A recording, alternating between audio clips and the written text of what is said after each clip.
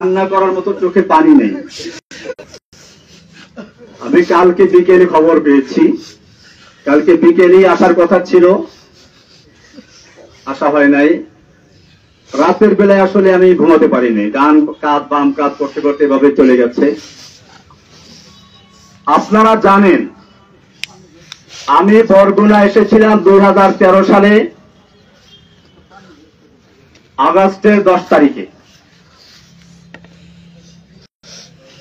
বাংলাদেশের বুকে, বাংলাদেশের জনগণের বুকের উপরে একটা স্বৈরাচারী শাসক জগদ্দল পাথর বসেছিল।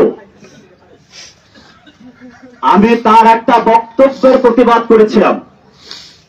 সে বক্তব্য দিয়েছিল, মা দুর্গা দেবী প্রতি বছর কোন না কোন বাহনে চড়ে আসে, এবার এসেছে গজে চড়ে, আর গজে চড়ে আসলে দেশে ফসলে ভরে যায়।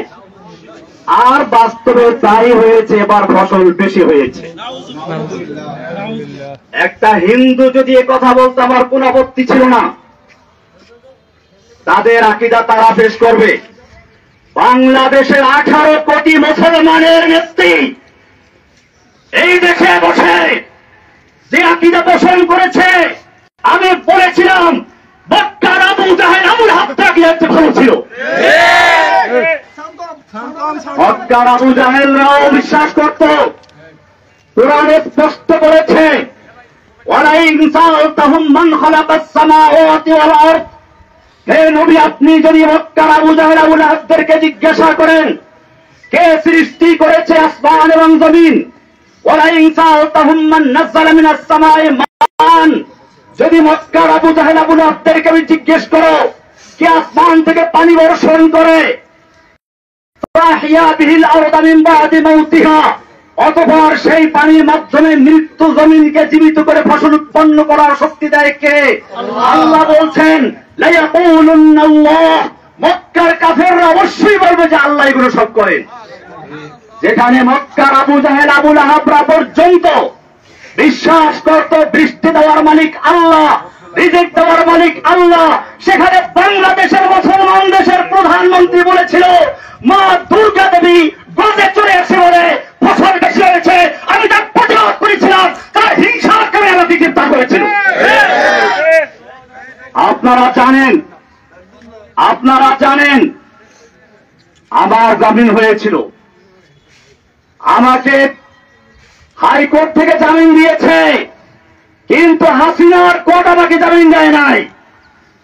আমাকে জেল গেট থেকে নিয়ে 2 দিন রেখে আবার গ্রেফতার করে ভিতরে দিয়ে দেয়। এখন আমি সেই মামলায় কারারুদ্ধ আছি। ভাইয়েরা আমার, আপনারা জানেন আমি ঈদের সময় বাড়িতে বেড়াতে এসেছিলাম। আমি কোন দল করি না, আমার প্রত্যেকটা লেখা এবং বক্তব্যে বলা আছে আমি একজন মুসলিম। কোরআন আমার পরিচয় দিয়েছে, হুয়া সাম্মাকুমুল মুসলিমিন, আমি সেই মুসলিম পরিচয় দিয়ে চলেছি। আমার নামে একটা দল তৈরি করে কখনো বলা হয় আমি নাকি তার আধ্যাত্মিক নেতা, কখনো গুরু, কখনো প্রধান, কখনো আরো কি। সাংবাদিক ভাইদেরকে আমি জিজ্ঞেস বলতে চাই, আপনারা ভালো করে দেখুন, জসিমউদ্দিন রহমানী গ্রেফতার হওয়ার আগ পর্যন্ত আনসারুল্লাহ বাংলা টিম নামে কোন দলের নাম কোনো কানেও শুনে নাই। আমি চ্যালেঞ্জ করে বলি, বাংলাদেশে আনসারুল্লাহ বাংলা টিম নামে কোন দল নাই, এটা শেখ হাসিনার তৈরি করা। আপনারা জানেন সূরা কসাসের শুরুতে পড়বেন, কোরআন বলছে ফেরাউন সম্পর্কে আলোচনা, সেখানে বলেছে ফেরাউন কি করত, ওয়াজআলা আহলাহা শিয়া, ফেরাউন তার জাতিকে বিভিন্ন দলে দলে বিভক্ত করত, ইস্তাযইফু তাইফাতাম মিনহুম, তাদের একটা গ্রুপকে সে দুর্বল করে রাখত। শেখ হাসিনা সেই ফেরাউন, এই যুগের ফেরাউন হাসিনা বাংলাদেশের জনগণকে কেউ রাজাকার, কেউ আনসারুল্লাহ, কেউ অমুক তমুক বিভক্ত করে সে তার শাসন পাকা করতে চেয়েছিল। আপনারা জানেন এই সর্বশেষ যে আন্দোলন, এটা কোন দলের আন্দোলন ছিল না, এটা ছিল বাংলাদেশের ইতিহাসে এমন এক আন্দোলন যেখানে হিন্দু, মুসলিম, বৌদ্ধ, খ্রিস্টান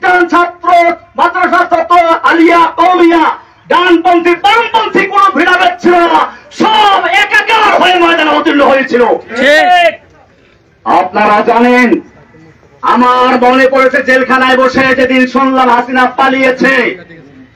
আলাম তারা কাইফা ফাআলা রাব্বুকা বিআসহাবিল ফিল, আল্লাহ বলছেন আপনি কি দেখেন নাই হাতি বাহিনীর সাথে আল্লাহ কি আচরণ করেছিলেন? হাতি বাহিনী হাসিনা নামাতে চেয়েছিল, সাজু আজান নামিয়ে দিয়েছিল।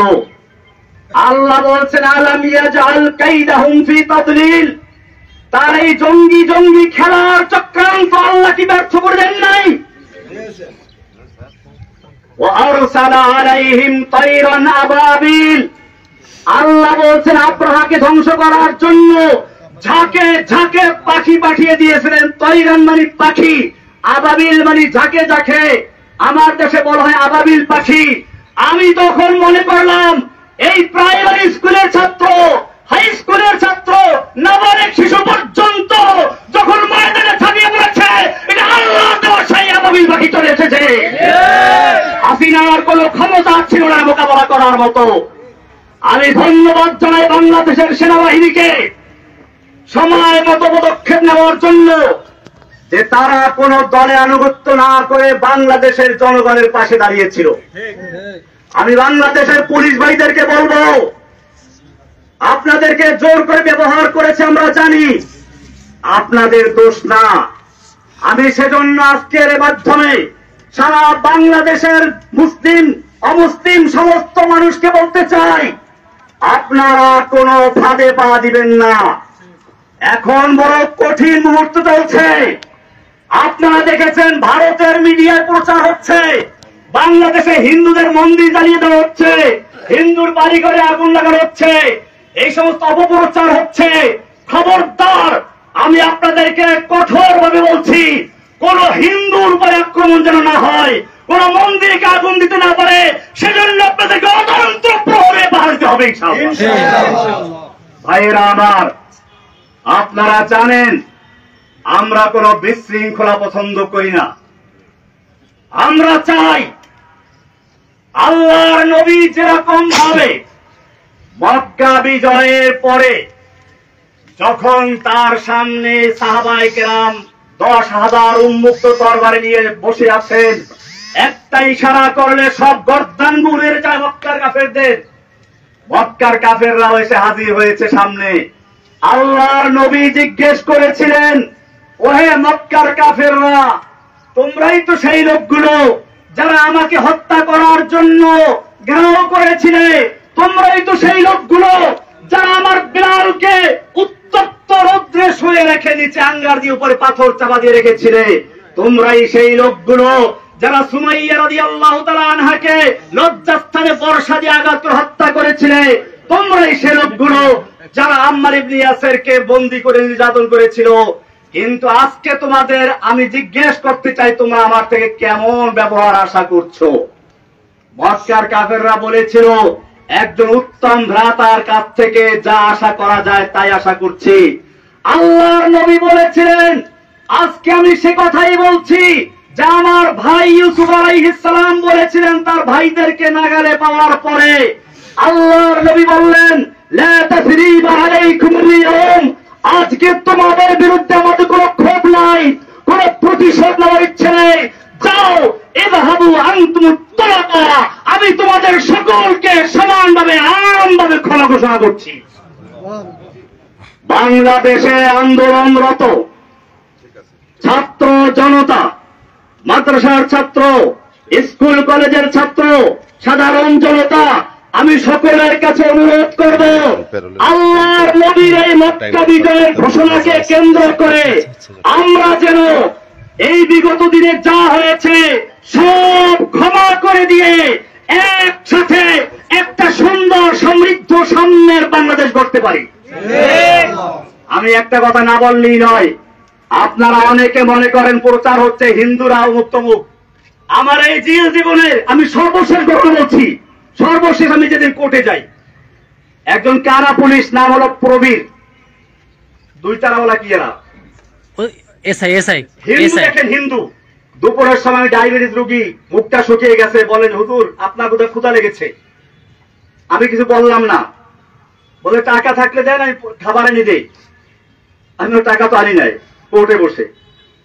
উনি আরেকজনের কাছে টাকা ছিলেন, তাও নাই। শেষ পর্যন্ত নিজের পকেট থেকে টাকা খরচ করে আমাকে দুপুরে এক প্যাকেট বিরিয়ানি আর একটা 2 লিটারের পানি দিয়ে দেয়। হিন্দু প্রবীর, এটা সর্বশেষ যে কোর্টটা আমি করেছি সেই কোর্টের দিন।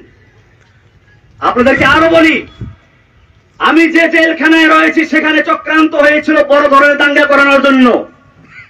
আমি সকালবেলা থেকে পুরা জেলখানায় হ্যান্ড মাইক হাতে নিয়ে বলেছি, খবরদার কেউ কোনো বিশৃঙ্খলা করবেন না, বিশৃঙ্খলা করবেন না, আপনারা শান্ত থাকুন। আপনারা জানেন আমাকে রাখা হয়েছে হাই সিকিউরিটি জেলে, এশিয়া মহাদেশের 1 নাম্বার জেলেটা, কঠিন জেল। 1000-এর উপরে আছে ফাঁসির আসামি, ফাঁসির আসামি আছে 1000-এর উপরে। এরপরে হুজি জেএমবি যত সব ওখানে। এইখানে গন্ডগোল লাগাবার চক্রান্ত করা হয়েছিল। আমি হ্যান্ড মাইক দিয়ে সকালবেলা ঘুরে ঘুরে প্রত্যেকটা বিল্ডিং এর সামনে গিয়ে বলেছি, কেউ শৃঙ্খলা করবেন না, আমি আপনাদের জন্য মুক্ত হলে পরে আপনাদের জন্য মুক্তির ব্যবস্থা করবো ইনশাআল্লাহ। সবাই আমার কথা মেনে নিয়েছিল। কিন্তু কে বা কারা উস্কানি দিয়ে কিছু কয়েদিদেরকে লেলিয়ে দিয়েছে এখানে আক্রমণ করার জন্য, বিশেষ করে আমি যে বিল্ডিং গেছিলাম সেখানে আক্রমণ করার জন্য। কারণ কি? কারণ ছিল এই আন্দোলনটাকে একটা জঙ্গি রূপে আকৃতি দেওয়ার জন্য। আমি গোয়েন্দা বিভাগের ভাইদেরকে বলবো, ঢাকার high security, Kashimpur high security পরিবেশ শান্ত হওয়ার পরে এই কয়েদিদেরকে লেলিয়ে দিয়েছিল কারা হাজতের উপরে। যদি সেদিন আমি জীবনের ঝুঁকি নিয়ে বাধা না দিতাম তাহলে সেখানে কারবালার ময়দান হয়ে যেত। কারণ হাজতেরা নামলে পরে ওই কয়েদিদেরকে খুঁজে পাওয়া যেত না। এই চক্রান্ত কারা করেছিল আপনাদের খুঁজে বের করতে হবে।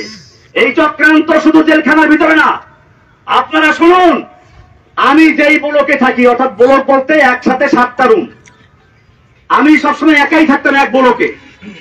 কিছুদিন আগে বন্দি বেশি হয় আমার ওখানে, ওই যে প্রশ্ন ফাঁসের আসামি আবেদ আলী, ওর সাথে আরো কয়েকজন যায়, হিন্দু একজন আসামি আছে, হিন্দু। আমি বললাম, খবরদার তুমি যে হিন্দু কেউ বুঝতে না পারে। আমি ওর নাম রেখে দিলাম আব্দুর রশিদ, এখন আমার পাশেই আছে, আসার সময় দেখা করে আসছি, যাতে করে তার কেউ ক্ষতি করতে না পারে। আমার বড় ভাই এখানে আছে, আমি ছোটবেলায় দেখেছি। আমার বড় ভাই আছে এখানে, এদিকে মাস্টার সাহেব দিকে আমি বলি, বড় ভাই হিন্দুদের বরিষ্ঠ বন্ধু। আমি দেখেছি ছোটবেলাতে আমাদের পাশের গ্রামের হিন্দু, এই হিন্দুরা ওনার সাথে কি সম্পর্ক আছে, বিপদ আপদে বললে তো ওরে আসাই বলি বাড়ির কাছে। এইভাবে আমরা পারিবারিক ভাবে হিন্দুদেরকে কখনোই পর মনে করি নাই। আমি বাংলাদেশের সমস্ত ভাইদেরকে বলবো, আমার এই আওয়াজ যে প্রান্তে পৌঁছে, হিন্দু মুসলিম আমাদের কোন বিভেদ থাকার দরকার নেই। আমরা বাংলাদেশী। আমি ইন্ডিয়াতে পড়াশোনা করেছি, দেওবন্দের আর উল্লেখযোগ্য ছাত্র। আমি দেওবন্দে পড়াশোনা করেছি। ইন্ডিয়াতে হিন্দুদের বিভিন্ন বাগানে গিয়ে ফল খেতাম। হিন্দু দাদারা আমাকে বলতো, খালো খালো ভাই, যেতে চাই খালো, যত চাও খেয়ে দিতে পারো। এরকম আমি সেই সংস্কৃতির প্রাপ্ত লোক। আজকে হাসিনা সরকার তার ব্যক্তিগত আক্রোশের কারণে সারা বাংলাদেশে নয়, সারা বিশ্বে আমাকে জঙ্গি বলে চিহ্নিত করে একেবারে প্রচার করেছে। আমি আপনাদের সাংবাদিক ভাইদেরকে বলতে চাই, বাংলাদেশ আমি যখন বয়সে ছিলাম গ্রেফতার পরিণত হলাম। আমি বর্ণার বড় মসজিদ, কেন্দ্রীয় মসজিদ এই সদরঘাট মসজিদের খতিব ছিলাম। শুক্রবার দিন, জুমার দিন, ঈদের মতো, লোকসভার মতো বরগুনার কোন লোকে বলতে পারবে আমি কোন জঙ্গি জঙ্গি কর্মকাণ্ডের সাথে জড়িত ছিলাম? তাহলে আমাকে কেন এই পরিচয় করা হোক? কারা করিয়েছে? আল্লাহ তারা ছাড়ে না। ইন্না বাদশা রব্বিকা লাশাদীদ। যেই অহংকারী, যেই ফিরআউন, যেই দাজ্জাল কয়েকদিন আগেও বলেছিল হাসিনা পালায় না, সে ব্যক্তি পালিয়ে গেছে। এটা আল্লাহর দেওয়া শিক্ষা। আমি একটা কবিতা তৈরি করেছি, যা আল হাক্কু ওয়া যাহাকাল বাতিল ইন্নাল বাতিলা কানা যাহুকা। ফিরআউন আয়ে, হামান আয়ে, হাসিনা আয়ে, কাওয়া আয়ে, नानक आए जालिम जाबिर सुल्तान आए जितने जितने शैतान आए सबको हुई रसवाई हासिल जाअल हक्कु व ज़ाक़ल बातिल इन्नल बातिल काना ज़हूक़ा। যুগে যুগে যত ফিরআউন দুনিয়াতে আগমন করেছে আল্লাহ একটু ঢিল দিয়ে দেখে কত দূর যেতে পারে। যখন তার যাওয়ার সীমানা অতিক্রম করে আল্লাহ এমন ভাবে ধরে তখন তার পালিয়ে যাওয়ার জায়গা থাকে না। ইন্না বাতশা রাব্বিকা লাশাদীদ, নিশ্চয় আল্লাহর ধরা বড় কঠিন।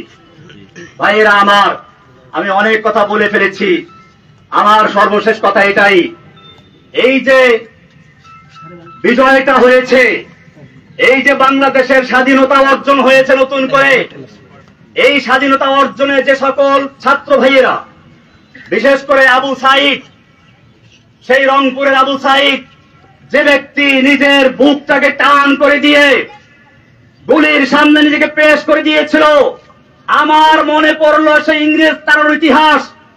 দারুল উলুম দেওবন্দের শাইখুল হাদিস হুসাইন আল-বাদানী রাহমাতুল্লাহি আলাইহি একবার ইংরেজের বিরুদ্ধে আন্দোলনে এক ময়দানে ভাষণ দেওয়ার কথা ছিল। দিল্লি লাল কেল্লার সামনে ইংরেজ সরকার ঘোষণা করেছিল দেখা মাত্র গুলি করতে হবে। মাওলানা মাদানী রাহমাতুল্লাহি আলাইহি সেই ইংরেজদের সামনে গিয়ে হাজির হয়ে বলেছিলেন, मैंने सुना है कि ये सफेद कुत्तों ने ऐलान कर दिया है कि जो उनके खिलाफ नारा लगाएगा उनको गुली कर दिया जाएगा, करो गुली। যে আমি শুনেছি এই সাদা কুকুরের দল ঘোষণা করেছে যে ব্যক্তি এখানে বক্তব্য রাখবে তাকে গুলি করা হবে। আমি মাদানী হাজির হয়েছি, করো গুলি। এই বলে যখন তিনি ধিক্কার দিয়েছিলেন সমস্ত পুলিশের হাতের রাইফেলগুলো ঝরঝর করে পড়ে গিয়েছিল। সেই ইতিহাস আর একবার পুনর্জীবিত করল আবু সাইদ, ফারহান ফাইয়াজ, এরকম আরো কত তাহমিদ, আরো কত ছেলেরা। আমি সেই ছেলেদেরকে আপনাদেরকে বলি, সেই আবরার নাম বললেন না, আবরার ফাহাদ, আমি বলতে এখন আর ভয় নাই, আগে ভয় পেতাম। আবরার ফাহাদের হত্যাকারী যারা, ওরা আমার পাশে একবার ছিল, এখন তাদের 5টা ছেলে পুরা কোরআনে হাফেজ হয়েছে। জি মাশাআল্লাহ। আপনি দেখলে বুঝবেন না যে তারা বইটের ছাত্র, তারা এখন মাদ্রাসার ছাত্র। আমি নিজেই কয়েকদিন আগে দেখছি একজনকে দেখা করতে আসছে। আমার ভাইয়েরা, এদেশের সন্তানদের দোষ না, পুলিশের দোষ না, আওয়ামী লীগ যুবলীগ ওই ছেলেদের দোষ না, দোষ হচ্ছে কিছু লিডারদের, কিছু নেতা নেত্রীর, যারা এদেশের যুবকদেরকে, এদেশের পুলিশদেরকে, এদেশের সৈন্যদেরকে নিজেদের স্বার্থে ব্যবহার করতে বাধ্য করে। আমি আমার বাংলাদেশের তরুণ ভাইদেরকে বলবো, তোমরা জীবন দিতে শিখেছ, ইনশাআল্লাহ যে জাতি জীবন দিতে শিখে সেই জাতিকে কেউ দাবিয়ে রাখতে পারে না। সব গরিজা হো গিয়া আখির, सब गुरीजा हो गया आखिर जलवाए खुर्शीद से, ई चमन मामूर होगा नगमाए तौहीद से। রাতের আধার কেটে যাবে পূর্ণিমার চাঁদের আলোকের ঝলকানিতে, এই জমিন আবার আবাদ হবে তাওহীদের আওয়াজে ইনশাআল্লাহ। ভাইয়েরা আমার, আমি আপনাদের কাছে দোয়া চাই, আল্লাহ যেন আমাকে এবং আমার সঙ্গে আরো যে ভাইয়েরা আছে সকল ভাইদের মুক্তি আল্লাহ তাআলা ত্বরান্বিত করেন, জোরে বলেন আমিন। আমরা জানাজা এসেছি আমার বড় বোনের মৃত্যু। আমার এই বড় বোন মূলত মায়ের মতোই, মায়ের আদর স্নেহ দিয়ে তিনি আমাদেরকে লালন পালন করেছেন। আমার এই বড় ভাইরা দুইজন আছেন, আপনারা জানেন এই দুই ভাই কৃষক, কিন্তু এই ভাই একজন আনন্দ কই মদিন ভাই কই, আর ইনি হলেন Abdul Jalil master, BSc BEd MA pass. আমার ছোট ভাইটা ছিল আবুল বাশার, সেমে পাস করা ছিল, কলেজে প্রফেসর ছিল। আমাদের এই সব ভাইগুলোকে ঈদের সময় আমরা একত্রে ছিলাম, আমাদের ভাই বোন আমরা সবাই অত্যন্ত আপন। আমাদের মধ্যে কোন রকমের কোন একটু মনোমানিত নাই। ঈদের সময় আমরা সবাই হাজির ছিলাম, আমাদের মেয়ে জামাইগুলো, আমাদের ভাইগুলো, ভাতিজাগুলো। আজকে কয়েকটা ভাতিজা এখন চিনতেও পারি না আমি, কারণ ওরা ছোট ছোট অবস্থা জেলে ঢুকেছিল। এই লোকগুলোকে জঙ্গি বানিয়ে দিল। এরপরে শুনলাম আরো কি হয়েছে, ওই যে পুলিশ বাবুল আক্তার, সে তার বউকে নিজে খুন করলো। সে বলল কি যে আমি জঙ্গি, আন্দি করতাম, সেজন্য আমার উপরে জঙ্গি আক্রমণ করছে। এরপরে সারা বাংলাদেশে গ্রেফতার করলো। আবার সেই সময় আমার এই কৃষক দুই ভাইকে ক্ষেতের থেকে ধরে গ্রেফতার করলো। আমার এই ভাই জলিল মাস্টার বরগুনার একজন নাম করা হেডমাস্টার, আজকে কত 11 বছর পর্যন্ত মামলার কোন বিচার নাই। মামলার বিচার করবে কি? এই মামলা তো হাসিনার নির্দেশে হয়েছে, এই মামলার কোন এভিডেন্স নাই, সেজন্য মামলা জায়গায় রয়ে গেছে, আজ পর্যন্ত বিচার শুরুই হয় নাই। আমি আপনাদেরকে কথা বলে এই জন্য বললাম, আপনারা বরগুনার মানুষ, হয়তো আপনারাও মিডিয়ার কারণে, অপপ্রচারের কারণে বিশ্বাস করতে পারেন, মনে করতে পারেন কিনা যেন আছে। আসলেই আমার এই ভাইগুলোকে আপনারা চিনেন। আমার ছোট ভাই ওই সময় বাড়ি ছিল না, সে বরিশাল কলেজে প্রফেসর ছিল, তাকে গুম করা হলো, 6 মাস পর্যন্ত নির্যাতন করা হলো। বলা হলো তুই খালি একটা কথা বল, জসিমউদ্দিন রহমানী আনসারুল্লাহ বাংলা টিমের প্রধান, তাল তোকে ছেড়ে দিব। আমার ছোট ভাই চরম নির্যাতনের শিকার হয়েছে। আমি যখন তাকে যেতে দিল, দেখলাম হাঁটতে পারে না, একটা যুবক তকদর্ব, কি হাস্যোজ্জ্বল হাসি খুশি একটা ছেলে, কিন্তু সে হাঁটতে পারছে না। এবং কিছুদিন পরে সে আল্লাহর রাস্তায় মারা গেল, শহীদ হয়ে গেছে। ভাইরা আমার, কি অপরাধ ছিল সে আবুল বাশারের, কি অপরাধ ছিল জলিল মাস্টারের, কি অপরাধ ছিল এই কৃষক আইয়ুব খলিলের, কি অপরাধ ছিল সেই ছোট ছোট বাচ্চা, তো ওই যে ছেলেগুলো সব জেলে ছিল। এখন আমার সামনে সব বড়গুলো বড় হয়ে গেছে, ভাতিজারা, আমি চিনিও না রেখে। এই যেটা জেলে ছিল, এ সিএনবি মসজিদের ইমাম, এ একটা জেলে ছিল। এরকম মানে এখন বড় হয়ে গেছে, আপনি দেখছেন। তখন আরো ছোট ছোট বাচ্চা ছিল, এই বাচ্চাগুলোকে ধরে জেলে ঢুকিয়েছে। বিচার কি হবে না? আল্লাহর কি আদালত নাই? আল্লাহ তাআলা সব দেখেন, সব শুনেন। তিনি একটু ঢিল দিয়ে দেখেন, তোমাকে এই দেড় যুগ পর্যন্ত ঢিল দিয়েছিল, এরপরে তোমাকে এমন ধরেছে, তোমার দরবেশ বাবা দাড়ি কামাইয়া মারতে পারে নাই। দেখেন নাই দরবেশ বাবারে? দেখছি। এই দরবেশ বাবা ইসলামকে ভালোবাসে, কিন্তু আজকে সে বাঁচার জন্য দাড়ি কামাইয়া বাঁচতে পারে না। আমি বলতে চাই, এখন থেকে সামনের দিকে আমরা যেন ঐক্যবদ্ধ ভাবে একটা সমৃদ্ধিশালী, সাম্য, ভ্রাতৃত্বপূর্ণ একটি বাংলাদেশ গড়তে পারি, সেজন্য আমরা একতাবদ্ধ হয়ে চলবো ইনশাআল্লাহ। কোন রকম বিশৃঙ্খলা আমরা করব না। কোন হিন্দুদের মন্দিরে অথবা পাশাপাশি আক্রমণ করতে না পারে সেদিকে আমরা খেয়াল রাখবো। আমার সারা বাংলাদেশে পৌঁছে দিন আল্লাহ তাআলা, যেন আমাদেরকে সকলকে একটা সুন্দর, সুখী, সমৃদ্ধশালী বাংলাদেশ গড়ার তৌফিক দান করেন। আমিন।